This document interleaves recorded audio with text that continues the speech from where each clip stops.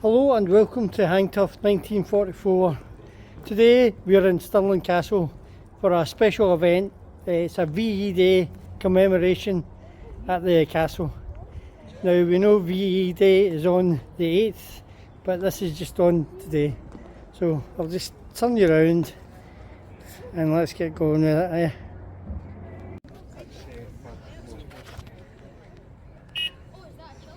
So this is the British version of the truck.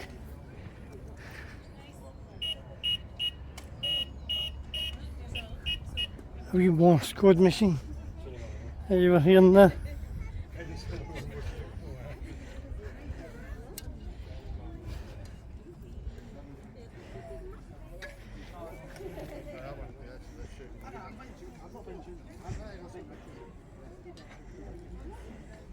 I'm gobsmacked with it actually.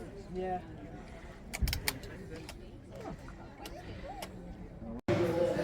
So here we are, and Robert's going to tell us a wee bit about what's here, okay? So I'll just turn you round. Hey Robert, just introduce yourself, mate. Hi there, my name's Robert. I'm here as a captain in the Highland Division, part of the Intelligence Corps, which is why you have things like this sitting on the table. So this is a copy of the German Enigma machine. Contrary to popular belief, it does not send or receive messages. This can only decipher messages. So this was used to encrypt German messages before they were sent. This was used by the Army, the Navy and the Luftwaffe, the Air Force. Because of the number of combinations, it's all to do with the number of wheels that you have. So you're able to choose 3 wheels out of 5, which gave you 60 possible combinations. You then have these things here. These are attachments that put into this piece on the front called the stecker board. Now, because this swaps again, and because of the way it's wired, the signal goes through the rotors in a zigzag formation, then goes back and comes back through the rotors in another zigzag formation before it then lights up a bulb. So basically there's 158 962 555 217 826 360 000. That's the number of combinations for an Enigma machine. Would they use these on U-boats as well, or would that have been, yeah? Now, the thing is, the Kriegsmarine used a 4-rotor Enigma. Right. So that number I just said, multiply that by 26. I'll let you do that in your head. Right. So that's why the Germans thought this was impossible to break, but the British managed it, and partly because it was designed by geniuses, built by craftsmen and operated by morons. Because they kept making mistakes which made it easier for the British to figure out. So if you already know what a message says, it makes it much easier to figure it out. So that's how the British were able to break this. Now I have said that it wasn't the British who originally broke the Enigma machine, it was actually the Poles, 3 Polish mathematicians. Yep. Henry Jerzy Riziki, Henry Zagalski, I can't remember the other guy's name, but anyway, it was the Poles that did it. They brought the information over when Poland was invaded, first to France and then to Britain. So that's how Britain got the first insight into how the Enigma machine actually worked. By the end of the war, they were able to read German messages because 20th of April is Hitler's birthday. So every 20th of April, they always put at the end, "Happy birthday, Heil Hitler." So you already knew what that part of the message said. So by reverse engineering, you were then able to work it out. You were then able to work it out what settings they were using on that particular day. Also, they managed to capture a couple of Enigma machines with the coding sheets because they change the settings in this machine every single day.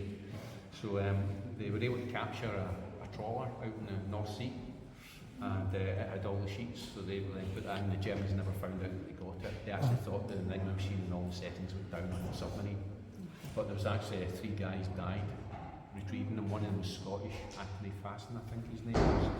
So that's the Enigma machine. We have here German stick grenade. You unscrew that first. There's a porcelain ball here which you have to pull out. You then yank that and you've got about 5 seconds to then get rid of it. British hand grenade, number 36 mils grenade. Pull the pin out, grenade's still safe, nothing will happen. It's only once you let go of this lever, which is attached to a spring, that will spring off and then the detonation sequence starts. And then you've got about 5 seconds to get rid of it. Then here, we have a real nasty piece of work. This is a German landmine. It's known as an S mine, but better known as a bouncing Betty. The reason for that is inside this, you either have ball bearings. Now, this is what they had at the start of the war, but because of the Allies successfully bombing German factories, they stopped using ball bearings because they needed that for machines, and they started putting cut metal rod into it. So it's just pieces of metal rod chopped up, do the exact same job. Now what happens is, when you trigger this landmine, it does not explode right away. It's, once you step off it, it bounces up in the air 3 feet and then explodes. So even if you hit the deck, because most landmines when they explode, the explosion goes in that direction. So if you hit the deck, there's a very good chance you could survive. But this thing you can't. It goes up in the air 3 feet, then explodes. The explosion goes out in all directions. So it doesn't matter where you are, you're going to get taken out. And part of the reason for that is, this isn't, they don't want to kill you with this landmine. They want to injure you. Because it takes at least 2 men to take a wounded man from the battlefield. So they want to tie up personnel. Yeah. So they're trying to get as many men off the battlefield as possible. Now, most people will look at this and think nothing of it. It's now an ashtray, but the important thing is this lettering on it, P-L-U-T-O, Pluto. Nothing to do with a dog from Disney. Pipeline under the ocean. The Isle of Wight was used as a pumping station. They actually had an ice cream parlour. It was disguised as an ice cream parlour. Brown's ice cream, I think it was. So this is the diameter of the pipe. This went right under the English Channel to Normandy, and they pumped petrol through it to keep the Allies supplied with fuel. So this was made into an ashtray. It was made by the company Stewarts and Lloyd. And when I was talking to my mother about this, she says, "Oh, your grandfather worked for them." So you could actually have made something like this during World War II. This here is a map case. This is used by officers. If you look closely, it says Tobruk on it. So this is from the war time.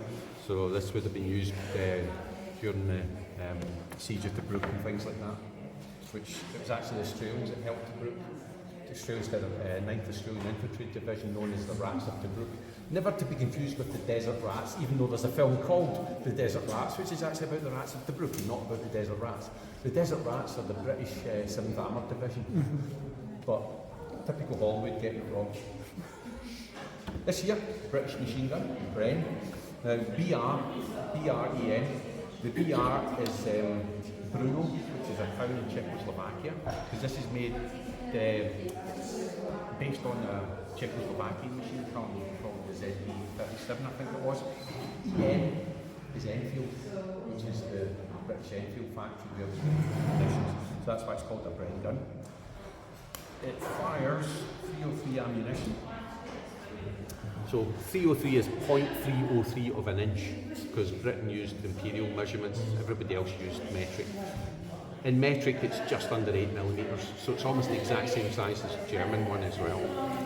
You had a cartridge, took 30 rounds of ammunition in there, you put that in, flip it down, then you put a cocking handle, cock it, and then fire. So this could fire 600 rounds a minute, but it's pointless doing that. What you did was normally 3-second bursts, because otherwise you're going to run out of ammo extremely quickly. You had a 3-team for a machine gun, that was regardless of which side you were on. One guy carried the gun, another guy carried the ammunition, another guy carried the tripod. Now this one is not on its tripod, you see a tripod there, I'll come to that in a second. So 3-team for a machine gun. Now the other thing is as well, when you watch films, you'll see them continually firing these things. Utter nonsense. Because it's an explosion happening inside here, that creates heat, and a lot of heat. You only are good for about 200 rounds, and then the barrel is too hot. The barrel can actually start to warp. If that happens, a round can jam in the barrel and explode in the barrel. These were all designed, now because this is deactivated, it's all welded up, but you can change the barrel in 3 seconds. You just go out, new barrel in, so you carry spare barrels with you. German machine guns were the exact same. So we'll move over to the German machine gun. This is a German MG34, combat, just made from 1954 onwards. Very, very highly engineered, fantastic piece of kit. Could do about 800 rounds a minute. was belt fed, so it was a belt rather than a magazine. So it was a continuous belt, but again, you get the same problem. If you keep firing machine gun, any gun for that matter, the only exception to that was the Vickers, which was water cooled. It was like a petrol can, it was water that was in it and there was a pipe went up. You could continuously, that's the only machine gun you could continuously fire without having to change the barrel because it was water cooled. So this one again had a quick change barrel mechanism. You just whip the barrel out. The barrel was actually what you see behind here. These are for venting to try and dissipate some of the heat. So let's say 800 rounds a minute. It's on its tripod. The German tripod is far superior to the British ones. It's so much better engineered. Also, these here make it far more comfortable because you carry it on your back. Nice padding. The British had nothing. You just had this metal tripod digging into your back when you're trying to run across a battlefield. So German stuff was far better engineered, but because it was so well engineered, it took a long time to produce. So in 1942, they brought an updated version that's called the MG42. That could fire 800 rounds a minute, and the MG42 could do 1200 rounds a minute. So basically, you press the trigger for 3 seconds, 20 bullets have come out of that gun. It's ridiculous the amount of ammunition it would use up, but again, you have to, a few hundred rounds and you have to change the barrel. So that's basically everything that's here. Thank you, Robert. Thank you, mate. Cheers. Fire away, just do your thing. Oh, this is the Mark I Bren. This Bren is actually from 1943. This is at the moment is in the anti-aircraft role. It fired 303 rounds. The magazine was designed to hold 30 rounds, but they used to put 28 in. The reason for that, if they put 30 in, it would jam. So 28 rounds would guarantee a nice smooth transition of the ammunition. You've got a setting here, which is a safety. You can put it on singles, or you can put it on rounds, depending on what burst of fire you want. A dial sight on these Mark I's for your range finding. Magazine had a clip at the back, so easy to take off and put back on. Yep. The barrel, there's a clip here. You can lift that clip up.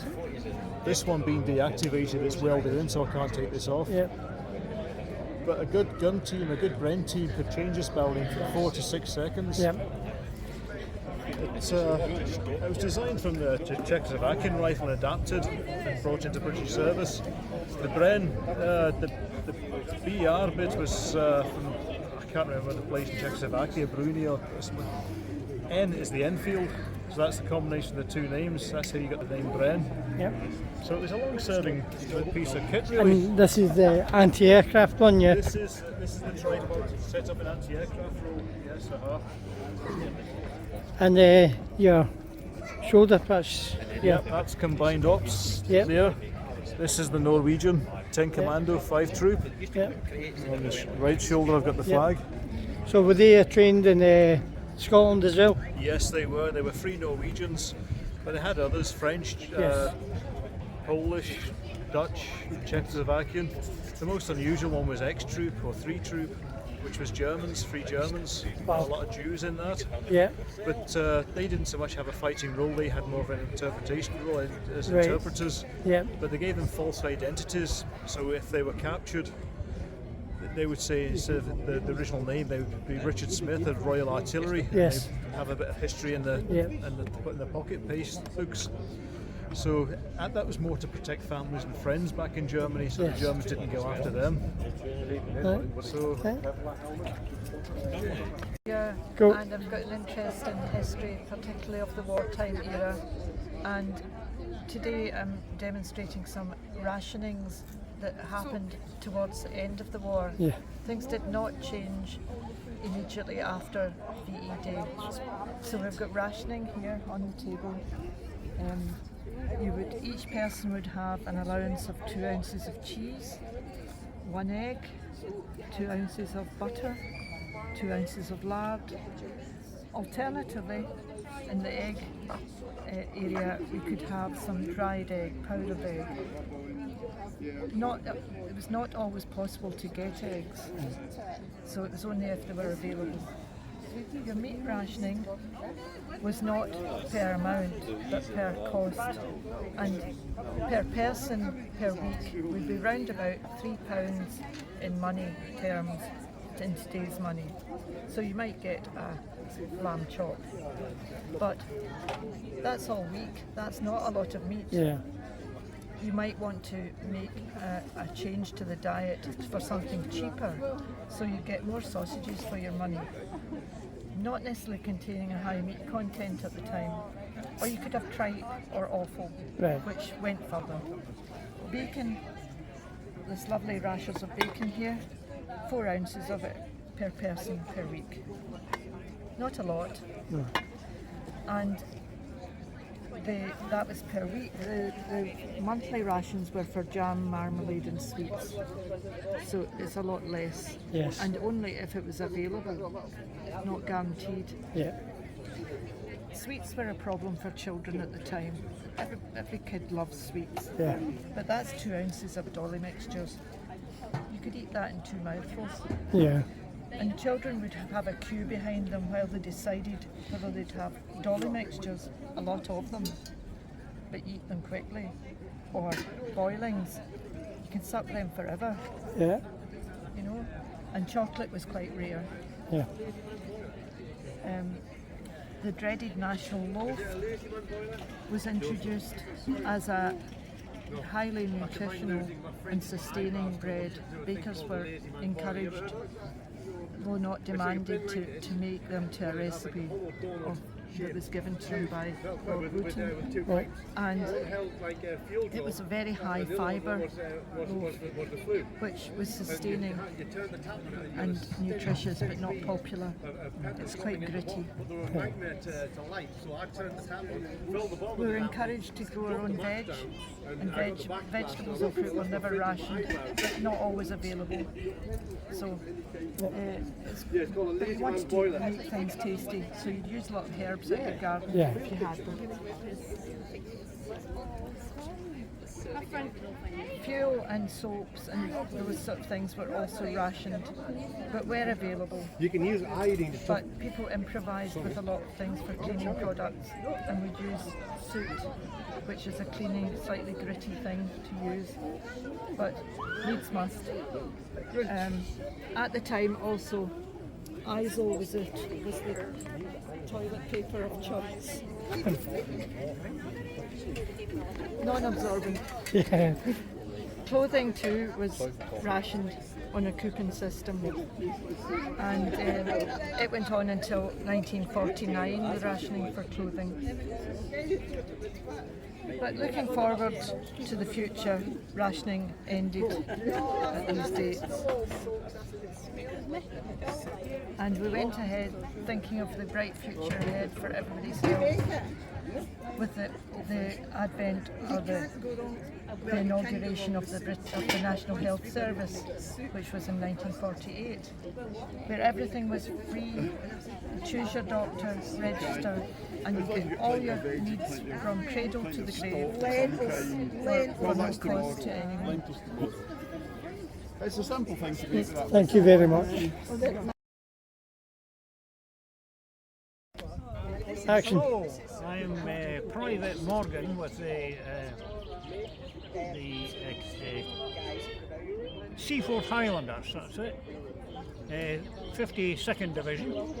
This equipment here would belong to a war correspondent, and he would take most of the stuff to the front line. He would type out what was going on, and then he would give that to a dispatch rider who would take it back to their headquarters, and they would have the typed message put on a disc, and then the disc would be looked at or heard, I should say, by the Army, the Air Force and the Navy, and if there was anything on the disc that they didn't like, it would be scored off. And then the disc would be sent off to London. And if you were lucky, maybe 3 weeks later, you would see it on a newsreel on a black and white film in the cinema. And that's about it. But, and then after the war, when the war correspondents came home, people would say to them, this is such and such happened, and you didn't tell us about it. And he would say, oh yes, I did, but you didn't get to hear it. Right, aye. So this was stuff, would this be used in the Maginot Line where the 51st Highlanders were? This would be in where the Maginot Line, where the 51st Highlanders were? Absolutely right in the front line. Yeah, yeah. Certainly not all of this stuff would be. Right, aye. You would have a pair of binoculars, a camera, maybe 2 cameras, typewriter and a developer. The field phone. He would not necessarily have this is the field telephone, Right. but he wouldn't necessarily have that. But yeah, that's about it. Yeah. Cool, thanks very much. You're welcome. We'll move on to this fine fellow, Mark. Hi, I'm Mark. So this is the Paras outfit from the 1940s. Right here's a Villiers. So this all folds up and it compacts down into a container like this. And these then were parachuted out with the troops out of the aircraft, or they came in on the gliders. And then it gave a quick access then for the paratroopers to leave.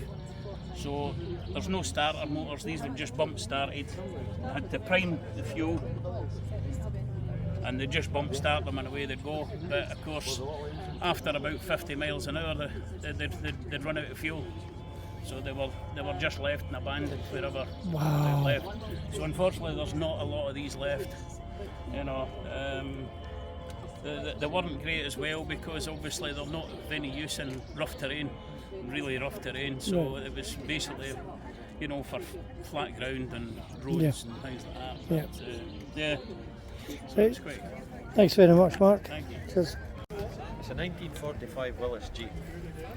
It's done out as a Boxley's private army Jeep. My dad was in Special Forces, Boxley's private army, or number 1 demolition squadron during World War II. The badge in the front. This is a simplified version of this cart badge, which is an astrolabe. Right. It's an ancient navigational instrument. Boxley's was formed in 1942, it was disbanded in 1945. There was 192 men served in it, but no at the same time. The Jeep itself is decked to every Jeep is self-contained. It's got everything that you could need. You've got a tent, a 2-man tent, camouflage net, shovel, bucket, tarpaulins. There you've got a first aid kit. At the other side here, a primitive sat nav. It's ideal. The driver can see where he's going instead of asking somebody where he's going. In the back you would have rations, ammunition and enough food, different tools and all that. Anything that you could need in your route, that's what you'd use. Jerry cans. Carried this over. A water one was always carried even in Italy where there was plenty of water. It was carried off in North Africa. On the other side there's a petrol can and there's 2 at the back. Yep. In operations where they were further going to be travelling further, there would be more jerry cans on the bonnet or they would be tied onto the front bumper to give them a decent range. Also at the back, which is peculiar to Boxley's Jeeps, is 2 spare wheels. You can spot a Boxley's Jeep anywhere in a crowd because of the 2 spare wheels. It meant if you had 2 tyres that were blown out, you would have 2 to change. The Willis Jeep itself, it's powered by a 2.2 litre side valve engine, produces about 65 horsepower. It's got high and low ratios and 4-wheel drive, selectable. They go just about anywhere. They can even be made to float, in which case you drive it onto your tarpaulin, fold the tarpaulin out, get it into the water, and you can paddle across a river in it. They're all man-handleable, that's what they were designed for. That's why you've got the handles, so as people can pull them about. They were designed and built in months, not like your modern cars. All the parts that were there were available at the time. The axles, the gearboxes, even the engine was originally a 1930s engine, and they uprated the horsepower up to 65. And that's about it. Hey, thank you very much.